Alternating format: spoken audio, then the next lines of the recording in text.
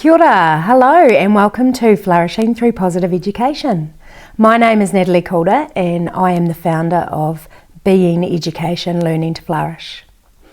My life goal is to empower educators to bring scientifically proven wellbeing topics into their classroom and to provide them with tools and techniques that actually work in order to help the children in your class to flourish.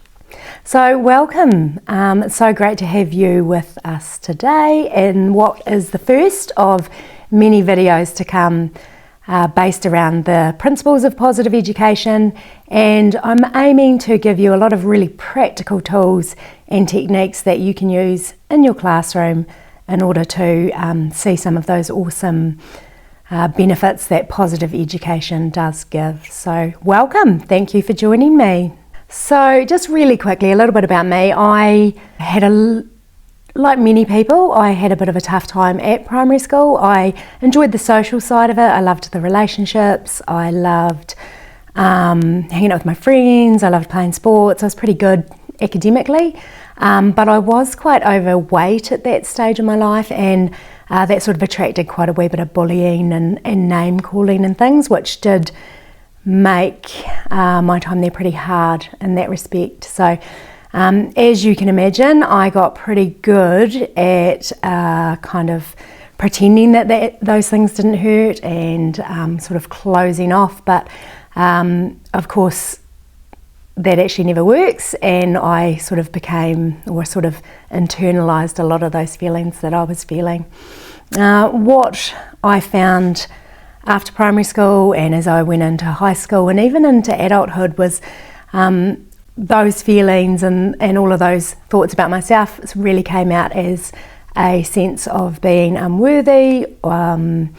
It came out as closing off to others, and actually even as aggression at probably more times than I would like to admit. So while I had done a really good job of pretending that those things weren't hurting me or weren't affecting me, they really were. And it took me a long time to realise just how much. So I guess what it really came down to was the fact that I just didn't know any strategies, or I didn't have any tools to help me to sort of cope with all those emotions that I was feeling. Obviously the bullying was unkind and there was absolutely no excuse for it. However, had I known a few strategies that would have helped my self-esteem and self-confidence, perhaps they wouldn't have affected me as badly as it did.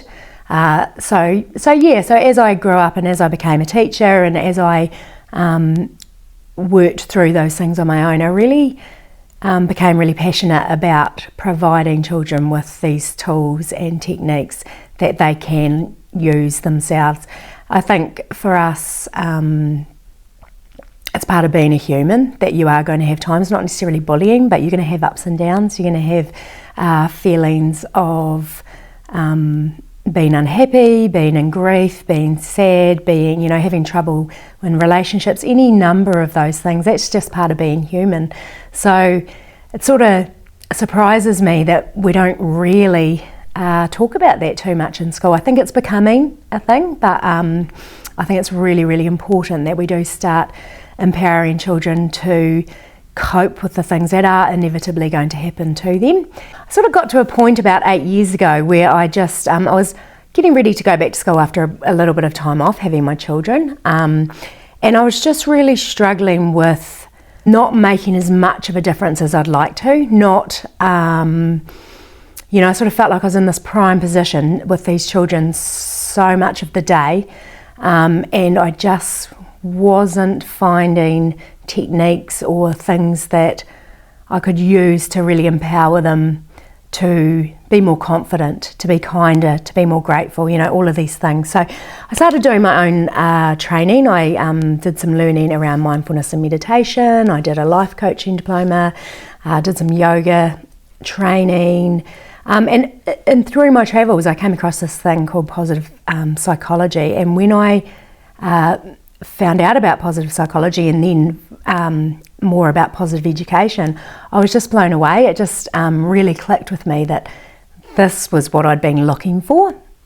There's a few amazing programs around in New Zealand where I live that teach children about mindfulness or about a growth mindset, but they're really just one size fits all. So it really excited me to find something like Positive Education that sort of had a whole list of different things, you know, kindness, character strengths, gratitude, positive emotions, positive health, all of these things that have been now scientifically proven to build self-confidence, to enable people to build really strong positive relationships, to build confidence and self-esteem. Like, it just, for me, it was just like, wow, this is awesome. So I really delved into that, and I am a true convert and a true believer. I've been doing a lot of work myself personally, but also in my classrooms over the last couple of years, and I really feel like this is something that could be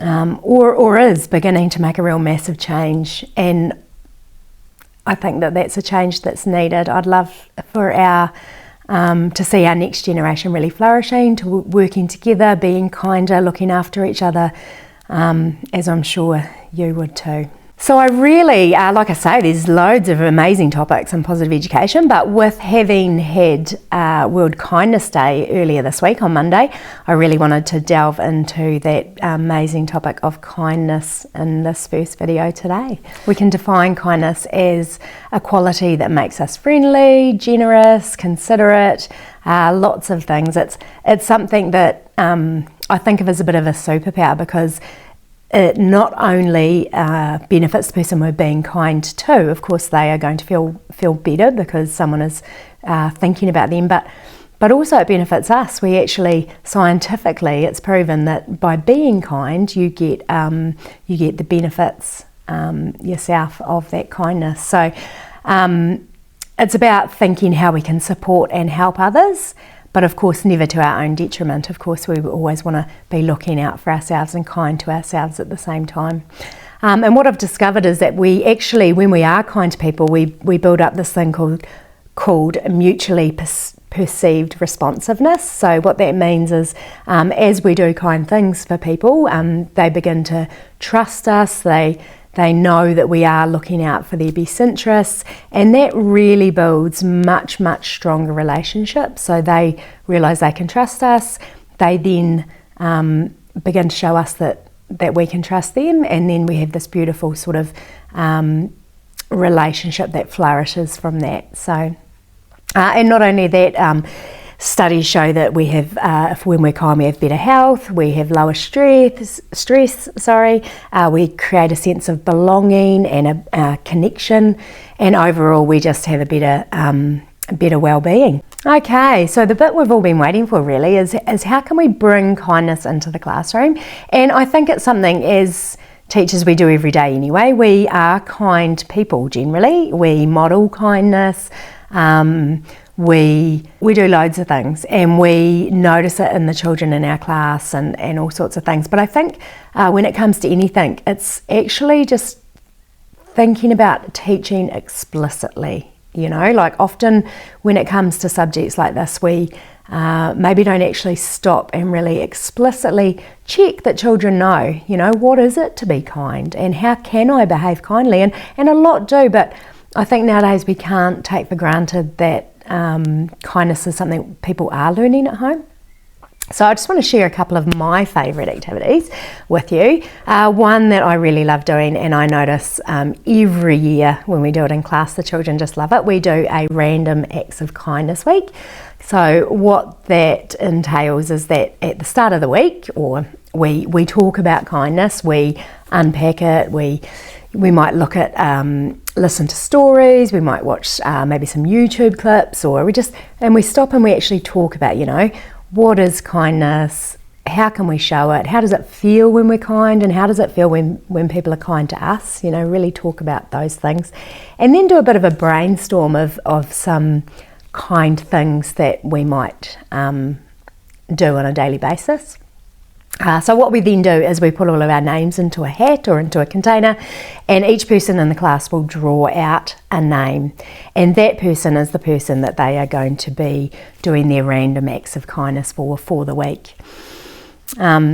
And the thing about that is not only are they doing these beautiful, kind things for each other, but what's really cool about that is there's that excitement as well, because nobody knows who each other have drawn out. So what that means is people are trying to guess, and there's a little bit of excitement and there's sort of a bit of detective work going on.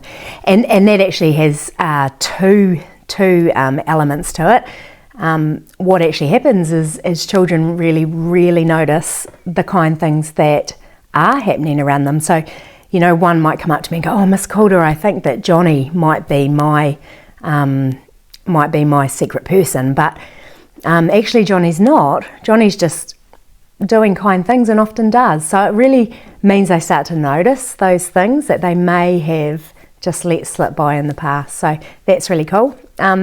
Yeah, and it's really exciting. And then at the end of the week, we all have a wee turn at guessing who was the secret random act of kindness person for them.